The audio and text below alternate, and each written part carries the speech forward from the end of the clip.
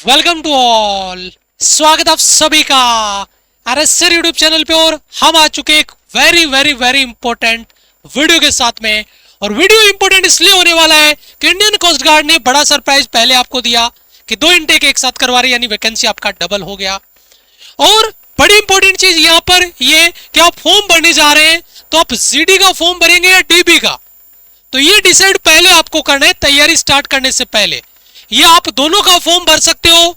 GD best रहेगा, dB best रहेगा, किसका कट ऑफ ज्यादा रहता है, किसका कम रहता है, हर एक डाउट को बारीक से क्लियर करूंगा इस वीडियो के बाद में। जीडी और डीबी को लेकर, कंपैरिजन को लेकर कोई डाउट आपका नहीं रहेगा और आप इस डिसीजन पे पहुंचेंगे कि मुझे किसका फॉर्म अप्लाई करना है और क्यों। किसी एक के लिए जीडी बेस्ट हो सकता है, उसके अलग मायने हैं, तो दूसरे बच्चे के लिए डीबी बेस्ट हो सकता है, उसके अलग मायने हैं। फॉर्म किसका भरे, डाउट क्लियर होगा, है ना। किसका कट ऑफ कम या ज्यादा रहता है ना, किसमें वैकेंसी ज्यादा है, किसमें कम है ना, कौन सा जॉब बेस्ट है, किसमें क्या काम करना होगा, सारे डाउट इस वीडियो में क्लियर होंगे। तो अगर पहली बार आप हमारे चैनल पे आए तो प्लीज चैनल को सब्सक्राइब करके बेल आइकन प्रेस कर लीजिए, क्योंकि यहाँ पर आईसीजी इंडियन कोस्ट गार्ड की वैकेंसी अपडेट या फॉर्म अपडेट का ही नहीं, यहाँ पे तैयारी भी आपको जीरो से स्टार्ट करवाई जाएगी। और एयरफोर्स, नेवी, एनडीए, सीडीएस के लिए भी यहाँ पर आपको हमारे इसी यूट्यूब चैनल पे क्लासेस देखने को मिलेगी और बैच का जो अपडेट है वो भी यहाँ पर आपको मिलेगा। तो चलिए स्टार्ट करते हैं। सबसे पहले आप फॉर्म भरने जा रहे हैं, आपको इस वीडियो में सारी चीजें क्लियर हो जाएगी। उसके बाद में जब आप फॉर्म भरने जाएंगे तो वहां पर 2 इंपॉर्टेंट अपडेट की आपको जरूरत पड़ेगी। एक तो कि कौन कौन से डॉक्यूमेंट्स मुझे चाहिए, तो कौन कौन से इंपॉर्टेंट डॉक्यूमेंट्स का हमने वीडियो ऑलरेडी अपलोड कर दिया है। ये वीडियो आप देखेंगे और उन डॉक्यूमेंट्स को रेडी करेंगे, क्योंकि बहुत सारे बच्चों के कुछ डॉक्यूमेंट्स रेडी नहीं है और वो डॉक्यूमेंट्स रेडी करने आपको 25 जून से पहले तो प्लीज पहले आप इस वीडियो को देखिए और अपने डॉक्यूमेंट्स का प्रोसेस स्टार्ट कीजिए। दूसरी, उसके बाद में आप फॉर्म फिलअप स्टार्ट करेंगे, तो फॉर्म फिलअप के लिए हमने फॉर्म भर के, कंप्लीट फॉर्म फिल करके वीडियो बना के अपलोड कर दिया है। फॉर्म भरने में कोई भी गलती नहीं हो, रजिस्ट्रेशन से लेकर सबमिट तक का डिटेल हमने डाल दिया है। तो प्लीज जब ये वीडियो आप देख लेंगे तो ये डिसाइड हो जाएगा कि मुझे जीडी का फॉर्म भरना है या डीबी का। तो उसके बाद में डॉक्यूमेंट्स अपने रेडी करवाओ फटाफट, और फॉर्म भरने के लिए ये वीडियो हमने डाल दिया है, तो सारे डाउट्स इन दोनों वीडियो में क्लियर हो जाएंगे। सबसे पहला सवाल, किसका फॉर्म भरे, किसमें ज्यादा वैकेंसी है, किसका जॉब बेस्ट रहने वाला है, किसमें क्या काम होता है, किसका कट ऑफ कम जाता है, किसका कट ऑफ ज्यादा रहता है, कट ऑफ कंपैरिजन क्या रहता है। तो इसके इन सभी सवालों के जवाब, कौन सा बेस्ट है, जीडी या डीबी, उनका सबसे पहला कंपैरिजन आपका वो मैं आपकी स्क्रीन पर लेके आता हूं, और वो है काम के आधार पे। एजुकेशन की बात तो बाद में कर लेंगे, लेकिन पहले काम देख लेते हैं कि किसका क्या है। जैसे मैं कंपैरिजन में आपको ऐसे कहूं कि ये मान लो आपका एक्स ग्रुप है और ये मान लो आपका वाई ग्रुप है। सर जी मैं समझा नहीं, मैं अगर एयरफोर्स से आपको अगर समझाने की कोशिश करूं तो कैसे, जनरल ड्यूटी में आपका यानी जीडी में क्या होगा, समुद्री सुरक्षा और निगरानी का काम रहेगा। समुद्री सुरक्षा और निगरानी का काम रहेगा आपका।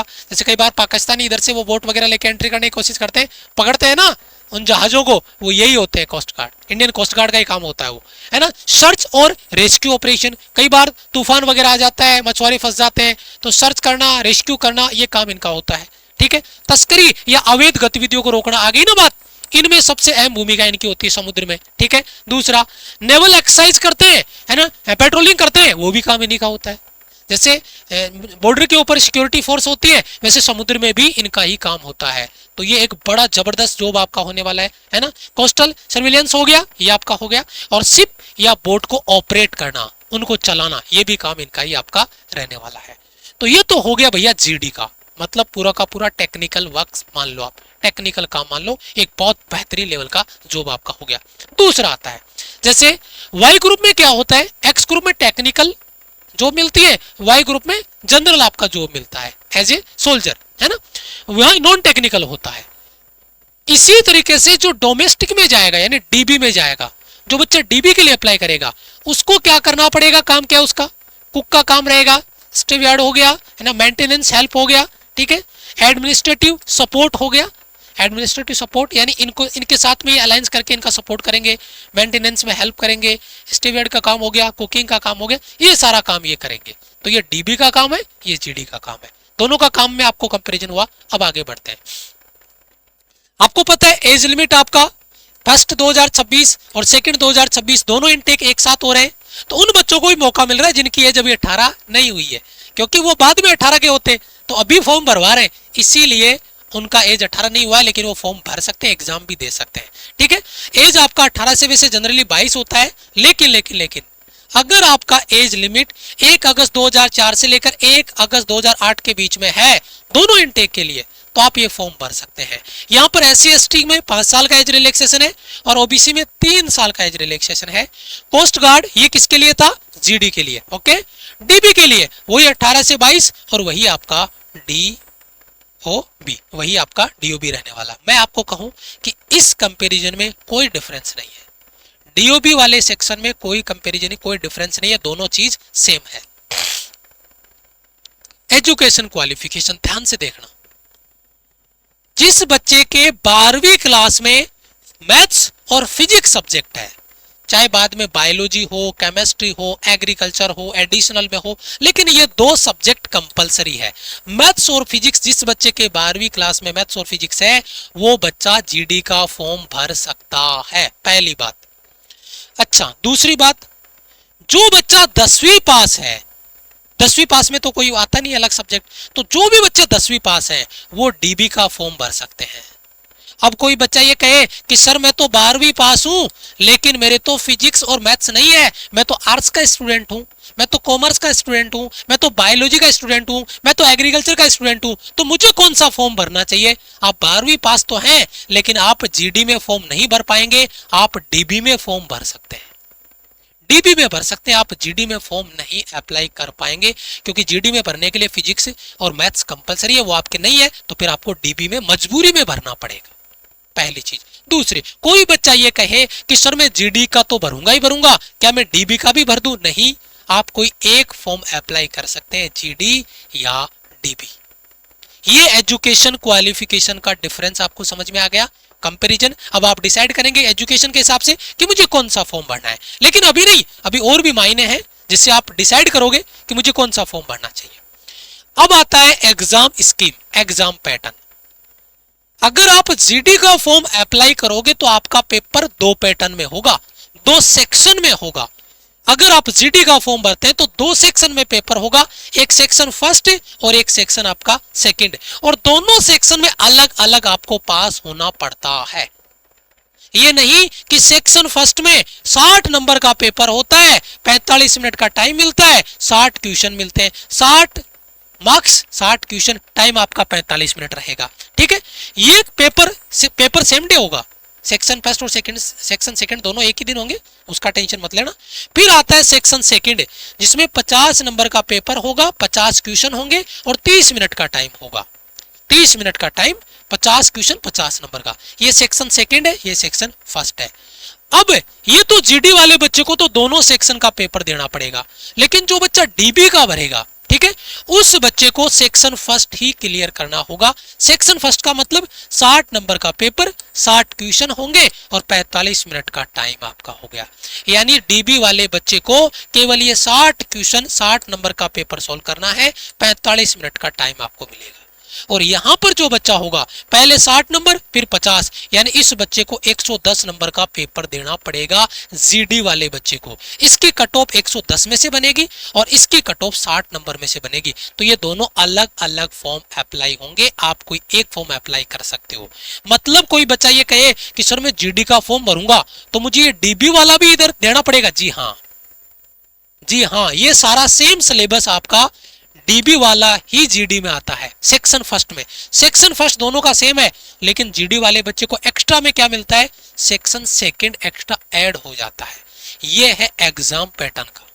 अब कोई बच्चा ये कहे कि सर सिलेबस में क्या फर्क है? बेटा ये वाला जो सिलेबस है ना, ये तो 10th लेवल पे आता है, ये वाला तो ऊपर वाला तो, लेकिन ये नीचे वाला सेक्शन सेकंड है ना, इसमें आता है फिजिक्स और मैथ्स।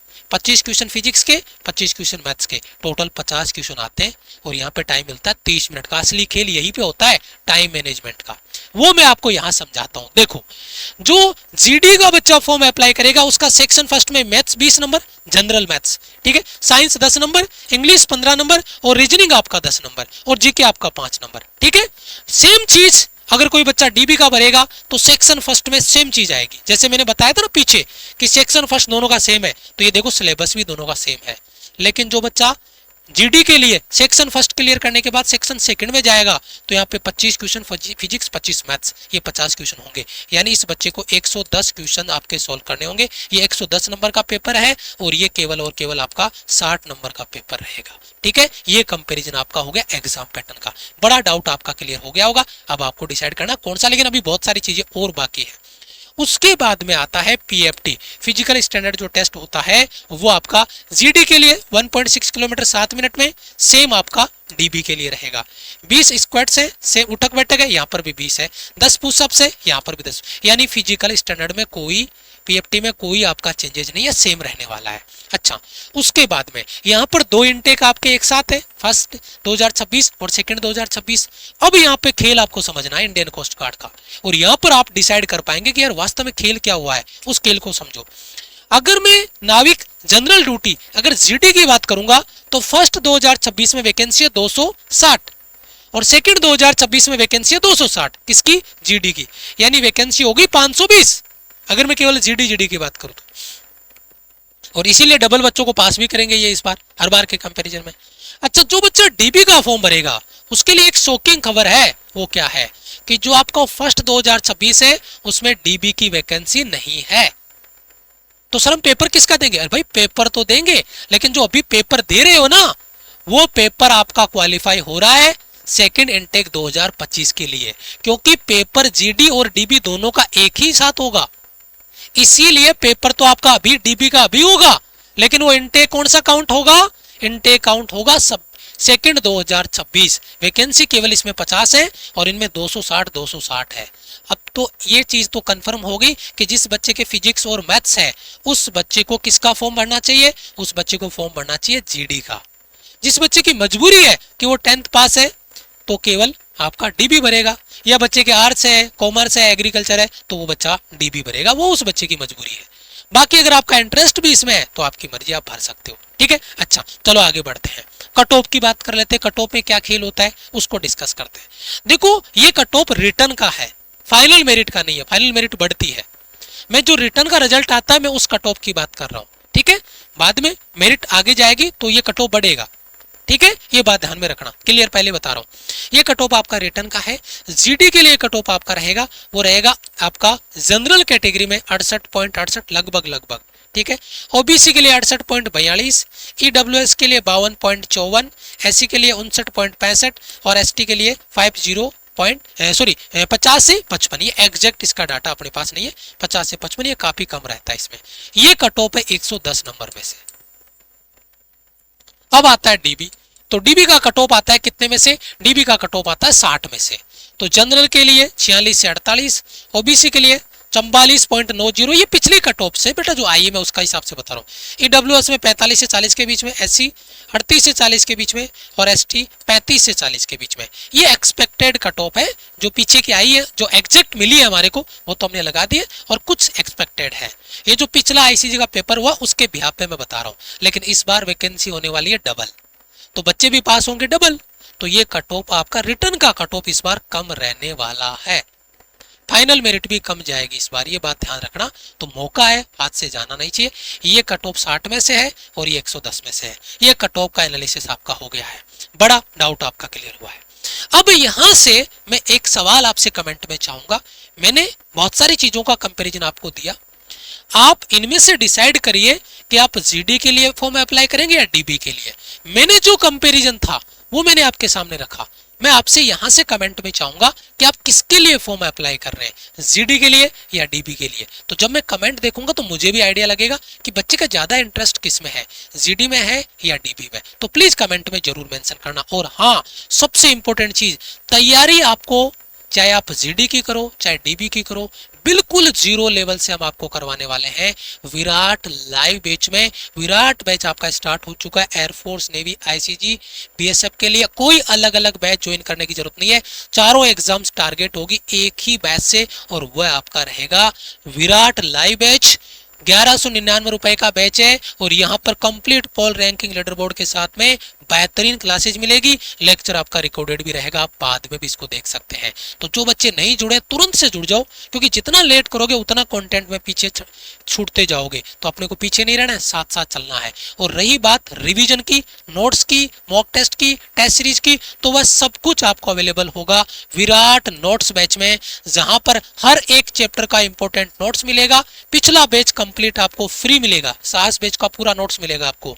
उसके बाद में जितनी भी कॉन्सेप्ट की क्लासेज होती है यूट्यूब पे, उसके सारे नोट्स आपको मिल जाएंगे। टॉपिक वाइज मॉक टेस्ट आपको मिल जाएगा, मिक्स मॉक टेस्ट आपको मिल जाएगा, एग्जाम पैटर्न पे एग्जाम के टाइम पे आपको मॉक मिल जाएंगे। तो इनका बड़ा एडवांटेज आपको रहेगा। तो जो बच्चे इस बैच में नहीं जुड़े हैं बेटा, लाइव और नोट्स बैच में जुड़ के तैयारी बेसिक से स्टार्ट कर दो। परमानेंट जॉब है ये, अग्निवीर के तहत नहीं आती है, पहले क्लियर कर दूं।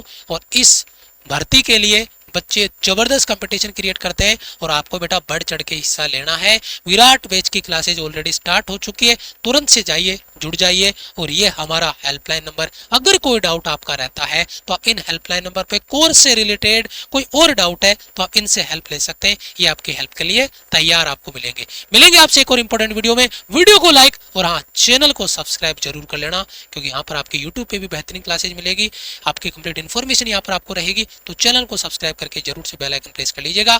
मिलेंगे आपसे एक और इंपॉर्टेंट वीडियो में, तब तक के लिए जय हिंद, वंदे मातरम।